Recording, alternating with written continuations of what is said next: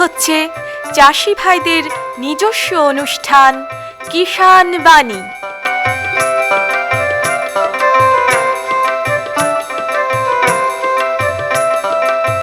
কৃষি, মাছ চাষ, প্রাণী সম্পদ উন্নয়ন, সমবায়, ফল চাষ, কৃষি প্রযুক্তি, পশুপালন, গ্রামোন্নয়ন এ সব কিছু জানতে শুনুন কিষাণ বাণী।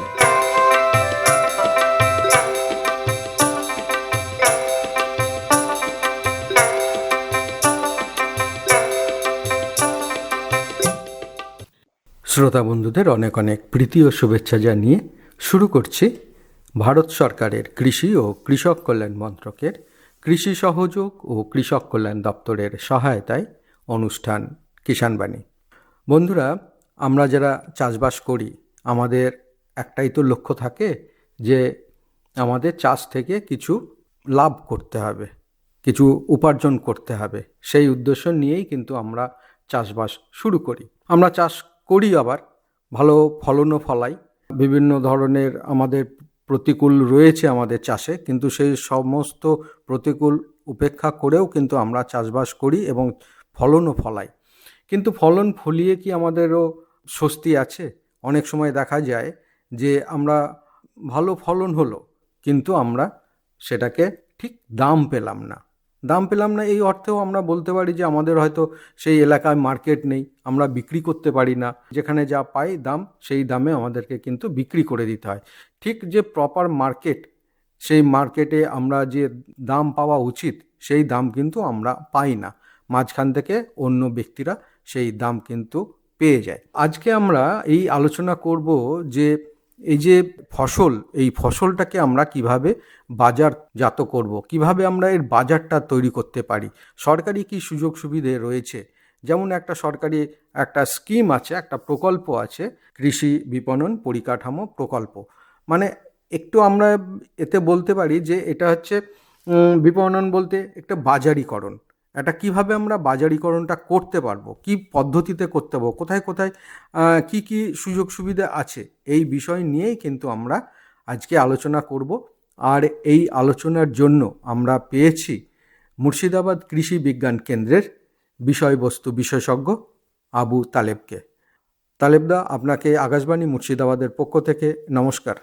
নমস্কার জানাই আপনাকে এবং আমাদের সকল শ্রোতা বন্ধুকে।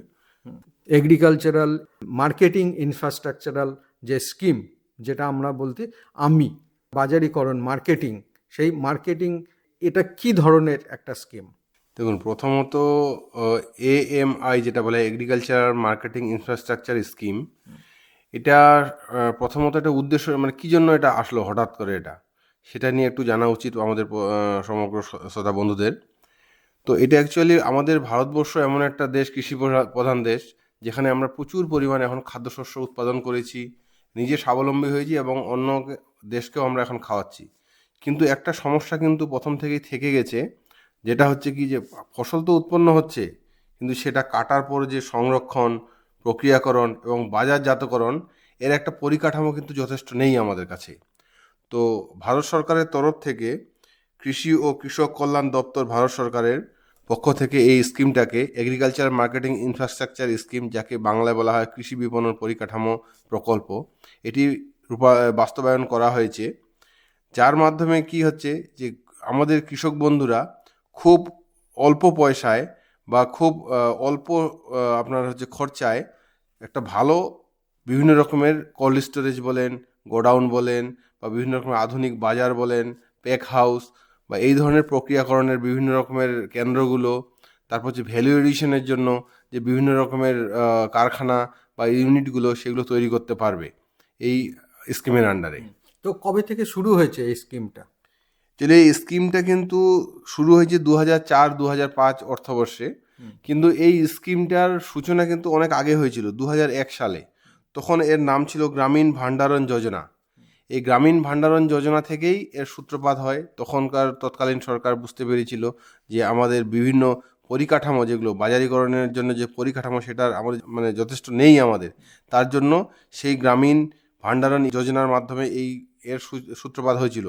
কিন্তু এটা বাস্তবে যখন পরবর্তীতে 2004-2005 অর্থবর্ষে এটাকে এই প্রকল্পের পুনরায় নাম চেঞ্জ করে করা হলো এগ্রিকালচার মার্কেটিং ইনফ্রাস্ট্রাকচার স্কিম, কৃষি বিপণন পরিকাঠামো প্রকল্প নামে এটা প্রকাশ তো পেল। কি উদ্দেশ্য নিয়ে এই স্কিমটা চালু হলো বা এই প্রকল্পটা চালু হলো? অ্যাকচুয়ালি উদ্দেশ্য যদি বলা হয় তো মেইনলি এটা কৃষকদের স্বার্থে এটা এই স্কিমটা বানানো হয়েছে। কৃষকদের উৎপাদিত পণ্য সঠিক দামে বিক্রি যেন করতে পারে, গ্রামীণ স্তরে যে আধুনিক কৃষি বিপণন পরিকাঠামো, কারণ আমরা যদি এখন গ্রামীণ স্তরে দেখি সেখানে দেখা যায় যে এখনও পর্যন্ত হাটের উপর ডিপেন্ড থাকে, ভালো মার্কেট নেই, এবং সেখানে ধরুন মিডিলম্যান যারা আছে, মিডিলম্যানরাই ম্যাক্সিমাম পয়সাটা খেয়ে নেয়। তো তার জন্য এইটাকে দূর করার জন্যই হচ্ছে গ্রামীণ লেভেলে আপনার আধুনিক কৃষি বিপণন পরিকাঠামো তৈরি করা, তারপর হচ্ছে উৎপাদন সংরক্ষণ, তারপর হচ্ছে সংগ্রহ, পরিবহন, প্রক্রিয়াকরণ, এইসব বিষয়ে যোগসূত্র তৈরি করা একটা, যেন আমি প্রতিটা ধাপে ধাপে ধাপে একটা কোনো সবজি বা যে কিছু একটা প্রোডাক্ট আমাদের কৃষকরা আমার জেলাতে তৈরি করলো, সেটা আমার বিভিন্ন যে বড় বড় যে শহরগুলো আছে সেখানে কি করে পৌঁছাবে, এবং মাঝে যে মিডিলম্যানরা আছে সেই মিডিলম্যানরা যেন না থাকে এবং ডাইরেক্ট কৃষকরা যেন বেনিফিট পায়, তার জন্য যা যা দরকার একটা স্টোর হাউস থেকে শুরু করে একটা গাড়ি থেকে, একটা কোল্ড স্টোরেজ গাড়ি থেকে শুরু করে সব কিছুই এই স্কিমের আন্ডারে একটা কৃষককে প্রদান করা হয়, এবং প্রদান করা হয় মানে ফ্রি অফ কস্ট নয়, তার জন্য একটা সাবসিডি স্কিম আছে এর জন্য। এর মাধ্যমেই কৃষকরা মেইনলি পরিকাঠামোগত আমাদের যে বিভিন্ন রকমের ইনফ্রাস্ট্রাকচার ডেভেলপমেন্ট আছে বিপণনের, তার উপরেই কৃষি বিপণনের। তাহলে কোন কোন কৃষকরা এই সুযোগ পেতে পারে? কি ধরনের কৃষকরা এর সুযোগ পেতে পারে? না, এখানে শুধু কৃষক শুধু নয়, কৃষকের সঙ্গে সঙ্গে কিছু কিছু একজন পার্টিকুলার কৃষক সেও এর অংশগ্রহণ করতে পারে। কৃষক গোষ্ঠী বা স্বয়ম্বর গোষ্ঠীগুলো আছে, সেলফ হেল্প গ্রুপ আছে, স্বনির্ভর গোষ্ঠী, তারাও এটাতে পার্টিসিপেট করতে পারে। সমবায় সমিতি আছে, তারা এটাতে পার্টিসিপেট করতে পারে, তারাও নিতে পারে। কৃষক উৎপাদক যে সংগঠনগুলো আছে, এফপিও বা এফপিসি আছে, তারাও এটা পার্টিসিপেট করতে পারে। বা বিভিন্ন কৃষি উদ্যোক্তা যারা নতুন এখন যে ইয়ং জেনারেশন আছে, তারা যদি কোনো কৃষিতে একটা বিজনেস শুরু করতে চায়, তারাও কিন্তু এই প্রকল্পের আওতায় আসতে পারে। কোনো কৃষক গোষ্ঠী করেও করতে পারে? হ্যাঁ, কোনো কৃষক গোষ্ঠী করে যারা এফপিসি বা এফপিও তৈরি করলো, নিজেদের মধ্যে নিজেদের যে উৎপাদনটা আছে সেই উৎপাদনটা কোনো ফড়ে বা কোনো গ্রামীণ যে যারা বিজনেস করে তাদের কাছে না বিক্রি করে, ওরা ডাইরেক্ট বিক্রি করে আমাদের কলকাতার মতো জায়গায় বড় বড় যে মেট্রো টাউনগুলো আছে সেখানে ডাইরেক্ট গিয়ে বিক্রি করতে পারে। তার জন্য এরা বিভিন্ন কৃষকের কাছ থেকে মেটেরিয়াল লস কালেক্ট করে সরকারের তরফ থেকে যে গাড়িটা প্রদান করা হচ্ছে, যেটা কোল্ড স্টোরেজ গাড়ি আছে, সেই গাড়িতে করে আপনার সেটা সবজিটা সরাসরি বড় বড় টাউনে গিয়ে বিক্রি করতে পারে। এই ধরনের অনেক সুযোগ সুবিধার জন্য সাবসিডি দেওয়া হয়। তাহলে এই যে প্রকল্প, এই প্রকল্পের মধ্যে কি কি সুযোগ সুবিধা? এক নম্বর হচ্ছে গাড়ি থাকলো, গাড়ি আর কোল্ড স্টোরেজ থাকতে পারে, গাড়ি কেনার টাকা দিতে পারে, আর কি এখানে ডাইরেক্ট সম্পূর্ণ টাকা দেয় না, এটা ভর্তুকির মাধ্যমে মেইনলি দেওয়া হয়।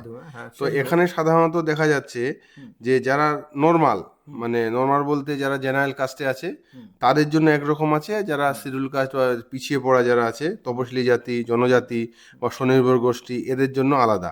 যদি আমাদের জেনারেল কাস্ট যারা আছে, জেনারেল পাবলিকের জন্য, তাদের জন্য 25% সাবসিডি, সর্বোচ্চ 50 লক্ষ টাকা পর্যন্ত সাবসিডি পাবে সর্বোচ্চ।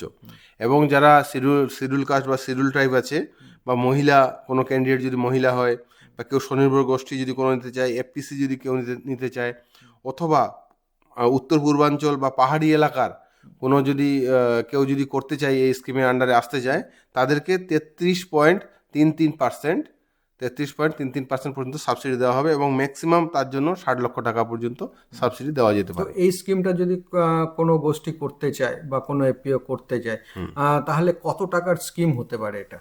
এর টাকার কোনো লিমিট নেই, যা আছে যত টাকা উনি টোটাল নেবেন স্কিম, ওই প্রজেক্টের কস্ট যা, ওই কস্টের আপনার একটা জেনারেল হলে 25% ব্যাংক লোনই করতে হবে। হ্যাঁ, ব্যাংক লোন করতে হবে, সেখান থেকে এটা সাবসিডি পাবে। ব্যাংক লোন না থাকলেও নিজে যদি টাকা থেকেও করে কোনো অসুবিধা নেই। কোনো ক্রাইটেরিয়া আছে? ক্রাইটেরিয়া বলতে এর ক্ষেত্রে নির্দিষ্ট কোনো ক্রাইটেরিয়া নেই, শুধু এগ্রিকালচার রিলেটেড যেগুলো আমি বললাম, যে কোল্ড স্টোরেজ হোক, প্যাক হাউস হোক, বা গ্রামীণ কোনো গোডাউন হোক, এগুলোই করতে হবে। বা কোনো গাড়ি হোক যেটা হচ্ছে এখান থেকে এক জায়গা থেকে আরেক জায়গায় মালপত্র নিয়ে যাবে, কৃষি পণ্য নিয়ে যাবে, তার জন্য এটা প্রযোজ্য। এটা শুধু সেইগুলোই করতে হবে, এবং এর জন্য নির্দিষ্ট আর কোনো ক্রাইটেরিয়া নেই। কিভাবে করবে এটা? এই স্কিমে আসতে গেলে প্রথমেই জানতে হবে যে কোথা থেকে এটা সুযোগ সুবিধাটা পাবে।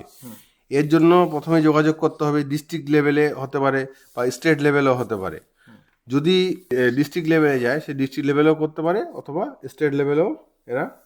সেই ক্ষেত্রে যে রেগুলেটেড মার্কেটিং কমিটি আছে, সেই রেগুলেটেড মার্কেটিং কমিটির মাধ্যমে ওনাদের সঙ্গে যোগাযোগ করতে হবে। যদি স্টেট লেভেলে করতে চায়, সেই ক্ষেত্রে West Bengal state agriculture marketing board যে আছে, পশ্চিমবঙ্গ রাজ্য কৃষি বিপণন বোর্ড, তার সঙ্গে যোগাযোগ করতে হবে, সেখানেও এটা পেতে পারে। এবং কেন্দ্রীয় এবং আর্থিক স্তরে যদি মানে কোনো ব্যাংক ট্যাঙ্কের স্তরে যদি দেখা যায়, সেক্ষেত্রে নাবার্ড আছে, ন্যাশনাল হর্টিকালচার বোর্ড আছে, বা NCDC, national cooperative development corporation, এদের সঙ্গে যোগাযোগ করলে এই স্কিমটার সুযোগ সুবিধা ওনারা আরও ভালো ডিটেল বলতে পারবেন এবং ভালো দিতে পারবে। ওরাই এই স্কিমটা সাধারণত প্রোভাইড করে। বিশেষ করে কোঅপারেটিভ যে ব্যাঙ্কগুলো আছে, রুরাল যে ব্যাঙ্কগুলো আছে, সেই রুরাল ব্যাঙ্কগুলোই, এগ্রিকালচার ব্যাঙ্কগুলো, সেই রুরাল ব্যাঙ্কগুলোই এই সুযোগ সুবিধাটা প্রদান করে থাকে। কি কি সুযোগ সুবিধা রয়েছে এখানে? দেখেন, বেনিফিট বলতে একজন কৃষক যখন এই স্কিমের আওতায় আসছে, সে কিন্তু ফসল পরবর্তী যে ক্ষতি হয়, সে ক্ষতিটা হচ্ছে না ওর। এটা একটা বিশাল বড় কৃষকের লাভ হচ্ছে, কারণ একটা কোল্ড স্টোরের মধ্যে তার উৎপাদিত পণ্য কিছুদিনের জন্য 2-3 দিন, 5 দিন, 10 দিন, যাই হোক 1 সপ্তাহ, 1 মাসের জন্য স্টোর করে রাখতে পারছে। যখন ঠিক দাম বাড়ছে, সেই প্রোডাক্টটাই আবার বিক্রি করে দিতে পারছে। তার জন্য এখানে ক্ষতির চান্সটা খুব কমে যাচ্ছে। সঠিক দাম পাওয়া যায়, কারণ সময় যখনই একটু অফ সিজন হয়ে যাবে, স্বাভাবিকভাবে কৃষকরা দাম পাবে। এখানে মধ্যবর্তী যে মিডলম্যানরা আছে, সেই মিডলম্যানের কিন্তু রিস্কটা অনেকটাই কমে যায়। এবং ভ্যালু এডিশন, এখানে যেহেতু এই স্কিমের আন্ডারে ভ্যালু এডিশনের জন্য বিভিন্ন রকমের স্ট্রাকচার দেওয়া হচ্ছে, তার জন্য ভ্যালু এডিশন মানে ধরেন কোনো একটা গ্রেডিং করা বা ওকে কোনো মোড়ক দেওয়া, ঠিক আছে, তো কোনো প্যাকিং আছে, ভালো করে প্যাকিং করা, এটাকে ভ্যালু এডিশন বলা হয়। ভ্যালু এডিশন করতে পারলে সে বাজারে বেশি দাম পাবে তুলনামূলক, এবং এতে সর্বদিক দিয়ে দেখা যায় যে কৃষকের আপনার আয় বৃদ্ধি পাচ্ছে। এখানে কৃষকের টোটাল আয়, যেটা ধরেন আগে কম ছিল, সেটা টোটাল আয়টা বৃদ্ধি পাচ্ছে। এবং এর থেকে আরেকটা জিনিস করা যায়, রপ্তানি।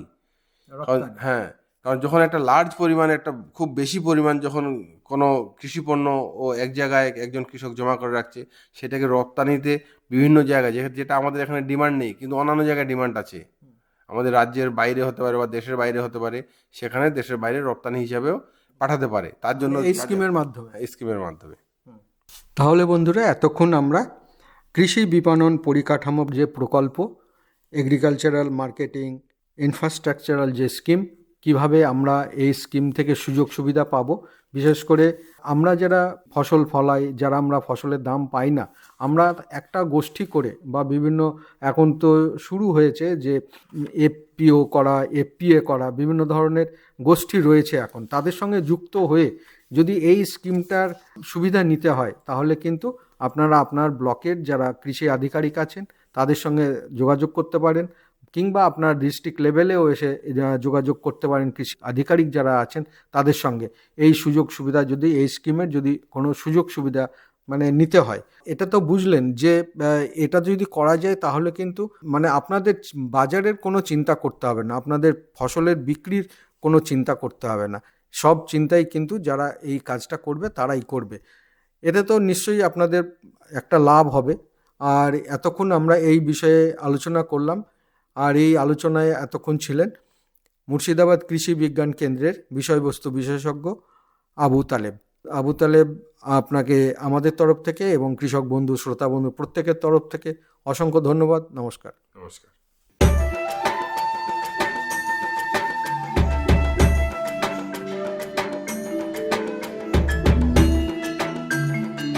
আমি 2015-16 সাল থেকে পাম অয়েল চাষ করছি। এই চাষ পরিবেশ বান্ধব, মালচিং পদ্ধতিতেও এই চাষ করা যায়। এই পদ্ধতির চাষ মাটির আর্দ্রতা ধরে রাখতে পারে। যদি আমরা এরই সঙ্গে তুলা অথবা অন্য কোনো মিশ্র চাষ করি, তাহলে কৃষকের আয় হবে দ্বিগুণ। স্প্রিঙ্কল সেচ করলে জলের সঠিক ব্যবহার হবে, জল কম লাগবে। পাম অয়েল চাষের জন্য সরকার গাছ সরবরাহ করবে এবং উৎপাদিত ফসলের সঠিক দাম নির্ধারণ করবে সরকার। কোম্পানিগুলি সেই দামেই কৃষকের কাছ থেকে ফসল কিনে নেবে।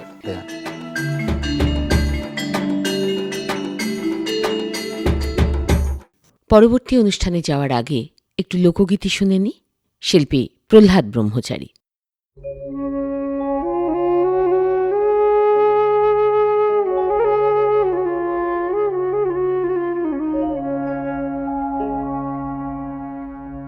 সে পারে তোর বসত বাড়ি রে,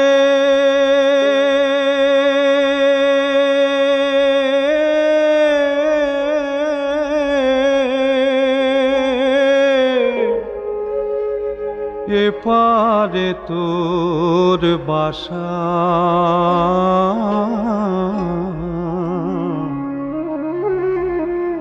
ভব দরিয়ায় পাড়ি দিতে মন কেমনে করলি আশা রে, কেমনে করলি আশা।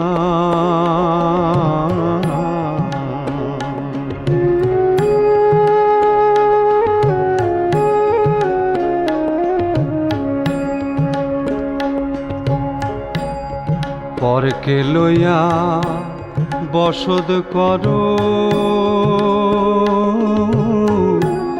আপন মানুষ ছাড়ি।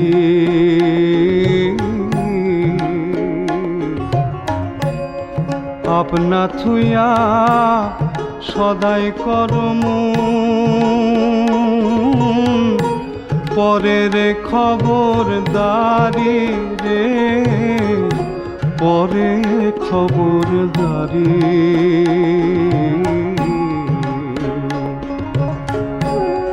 লাভ করিতে আইলি রে মন,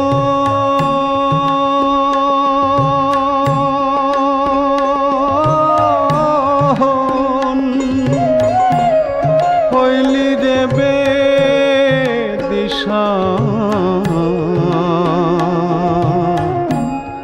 রতন কাঞ্চন বদল দিয়াম, কিনলি দস্তা সীসা রে, কিনলি দস্তা সীসা।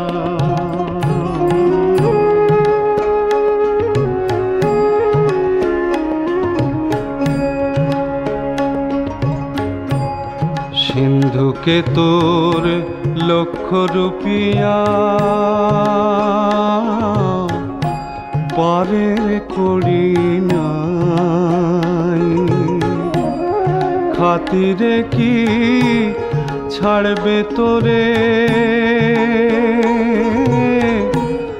খেয়া ঘাটে ঠাই রে, খেয়া ঘাটে ঠাই।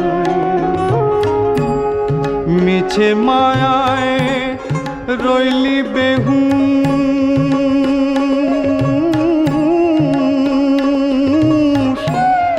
পরের বোঝা টেনে, সমন জারির পিয়ন কুন্দিন, আসবে কি তাই জানো রে, আসবে কি তাই জানো।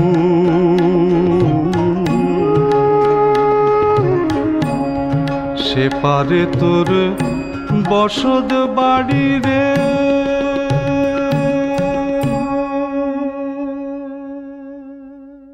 এতক্ষণ লোকগীতি শুনলেন প্রহ্লাদ ব্রহ্মচারীর কণ্ঠে। प्रधानमंत्री किसान मान धन योजना, मिलेगा पेंशन का सहारा, कृषक ना होगा बेसहारा, जुड़ेगा खुशियों से नाता, कटेगा सुख से बुढ़ापा, सुरक्षित होगा अन्नदाता, सुरक्षित होगा अन्नदाता।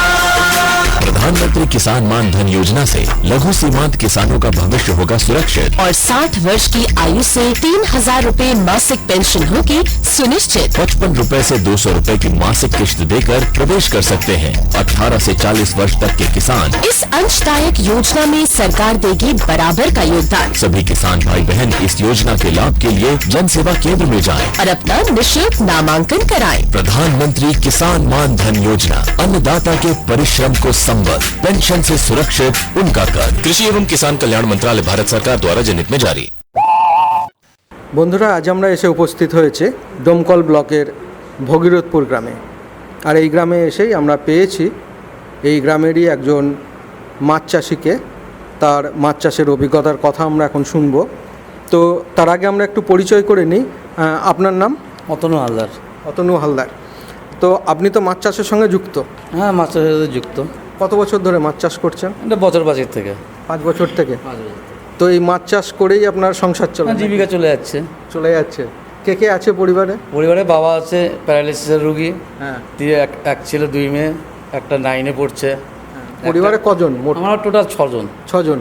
মানে আপনার এই মাছ চাষের ওপরেই কি সংসার চলে? এটাই সংসার চলে, এরপরেই নির্ভর করে। এর ওপরেই নির্ভর করে আপনার 6 জনের। তো নিজের জলা কতটা আছে? আমার নিজস্ব জলা বলতে নাই কিছু। জলা বলতে কিচ্ছু নেই? কিচ্ছু নেই। তাহলে কি ভাগে করেন নাকি? আমরা ওই বলতে গেলে আপনার লিজ নিয়ে নেই। কেউ যদি বলে যে 2 বছর বাকি, 3 বছরে দিচ্ছি, কে 1 বছরে দিচ্ছি, সেগুলো নিয়ে আমরা চারাপোনা ছেড়ে ওটাকে বড় করে। কতটা জলা লিজ নিয়েছেন? এটাতে 9 বিঘা মতো আছে এই টাইম। 9 বিঘা? মানে টোটাল আমি বলছি টোটাল কতটা? 9 বিঘা মতো আছে টোটাল 9 বিঘা মতন। তো মোটামুটি কত করে দিতে হয় বছরে তাদেরকে, বা কিভাবে কি ভাগ দিতে হয়? দেখা যাচ্ছে 3 বিঘা জলা করে 20,000 টাকা একটা বাৎসরিক দিতে হয়। বছরে 20,000 টাকা? 20,000 টাকা দিতে হয়। মানে ওটা কি 1 বিঘেতে বলছেন? না না না না, দেখা যাচ্ছে একটা 3 বিঘা জলা। 3 বিঘের জলা? 3 জলা আছে, 1 বছরে আপনার 20,000 টাকা দিতে হয়। তো মাছ চাষ যে করেন, তো মাছ চাষের মানে কি করেন? ডিম পোনা ছাড়েন না চারাপোনা ছাড়ি? চারাপোনা ছাড়েন। চারাপোনা ছেড়ে মাছটাকে বড় করে খাবার দিয়ে বড় করেন, করে বিক্রি করেন। তো মোটামুটি কোন সময়টায় ফেলেন আপনার চারাপোনাটা? এই তো আপনার আষাঢ় মাস, যেটা এই বর্ষার টাইমটা আসছে, এই সময়টা ফেলে। আর ফাল্গুন মাসে যে সময় জলটা কমে যায়, সেই সময় আমরা ওটাকে চুন দিয়ে পাকান করে নিই, জলটাকে কীটাণুগুলোকে মেরে দিই, দিয়ে আপনার সংস্কার করে নেন পুকুরটাকে আগে, পুরো শুদ্ধ পরিষ্কার করে শুদ্ধ করে সংস্কার করে নেন। কেন করতে হয় জানেন সংস্কার? ওটা করতে এই জন্য হয়, অনেক কীটনাশক থাকে যে চারাপোনাগুলো ছাড়বো, সেগুলো নষ্ট হয়ে যেতে পারে।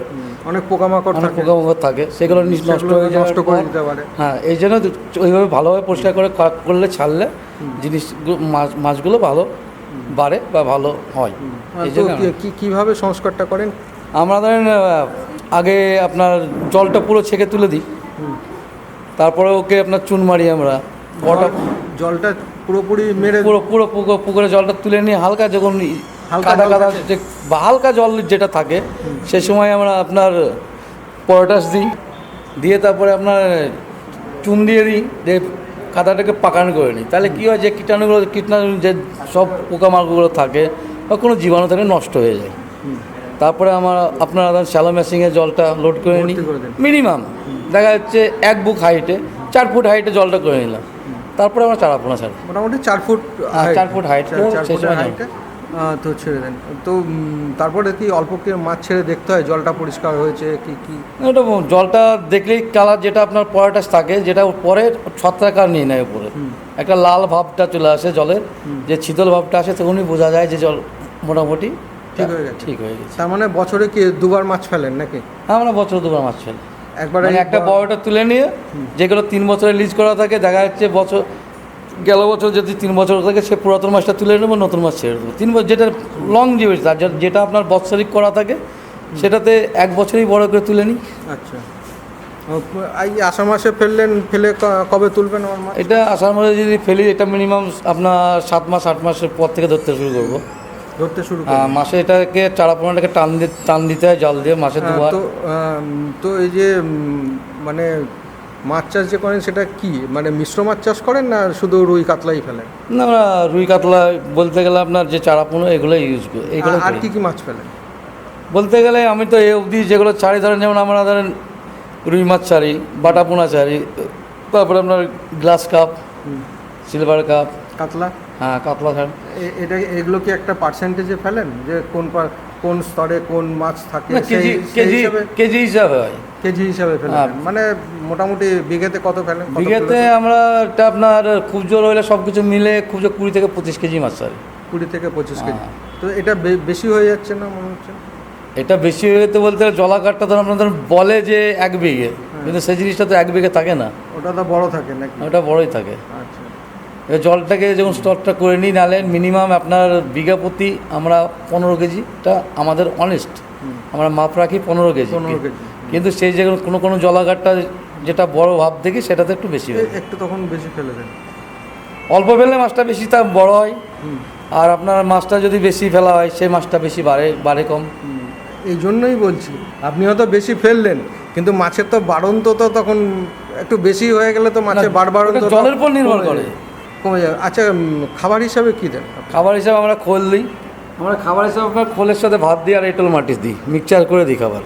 সেটা কিভাবে দেন? ছড়িয়ে দেন না? না, আমরা ভাতটাকে তৈরি করে নিই, মাটিটাকে পচান করে নিই, আর গোবর সার যদি গোবর যদি সারটা পাই তো সেটা দিই, এতে মাছটা বাড়ে বেশি।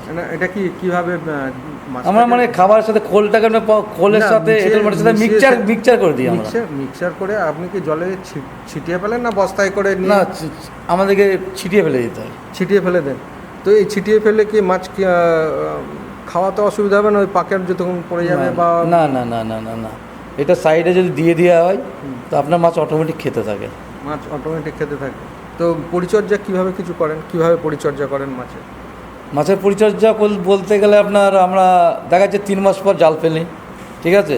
জাল ফেলার পর আমরা টান দিয়ে দেখি যে মাছটার চারটা কীরকম আছে।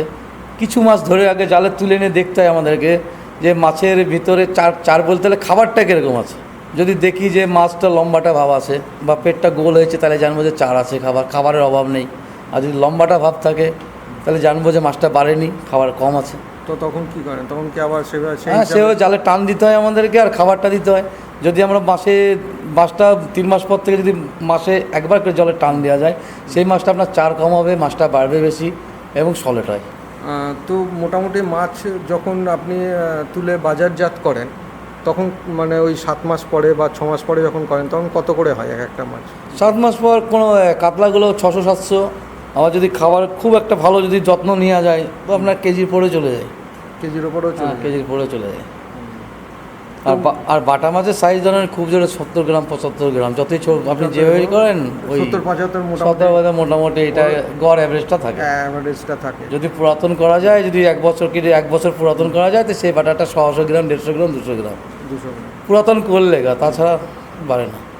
তো এটা দেখেছেন যে আপনার ওই একটা টার্মে যে যখন মাছটা ফেলে যখন বাজারজাত করছেন, এই বিভিন্ন যে খরচ খরচা বাদ দিয়ে মোটামুটি কত লাভ? খরচ খরচা যদি 3টে থাকে তো আপনাদের বছরে মোটামুটি 60,000 টাকার মতো ইনকাম দেয়। 60,000? হ্যাঁ, 60,000 টাকা মানে খরচা বাদ দিয়ে বলছেন? হ্যাঁ, 60,000 টাকা। হ্যাঁ, যদি দেখা যায় 3টে ছেলে এসেছে 20,000 টাকা আসে বছরে। মোটামুটি খরচ কীরকম হয়? খরচ বলতে গেলে আপনার চারা পোনা যে সময় আমরা কিনি, কোনো সময় তো টাইম এটা বাজার মার্কেট এটা কোনো ঠিক থাকে না। যে মালটা দেখা যাচ্ছে এখন 100 টাকা পাওয়া যাচ্ছে, কিছু সময় 150 টাকাও কিনতে হতে পারে। মানে ডিমান্ড হচ্ছে বাজারের পরে। আমরা তো সরকারি তরফ থেকে কিছু পাই না, আমাদেরকে বাজার থেকে মার্কেট থেকে কিনে আচারি থেকে কিনে ছাড়তে হয়। সবচেয়ে আমরা বর্ষার টাইমে দেখেছি চারাপোনা যদি নদী থেকে পাই আমরা, তো সেই মাছটা সবচেয়ে বাড়তি বেশি। মানে নদীর কি চারাপোনা? হ্যাঁ, ওটা হয় আপনার। সেটা হবে কি আষাঢ় মাসে আষাঢ় মাস শেষ হয়ে যাবে, ওই মুহূর্তে চারাপোনাটা হয়। ওই পোনাটা লেগে ছাড়লে আমাদের প্রফিটটা থাকে। বেশ, আপনার মাছ চাষ সম্পর্কে আমরা অনেক কথাই শুনলাম। এর জন্য আমাদের তরফ থেকে এবং আমাদের যারা শ্রোতা বন্ধু, যারা কৃষক বন্ধু রয়েছেন, তাদের তরফ থেকে আপনাকে অসংখ্য ধন্যবাদ। নমস্কার।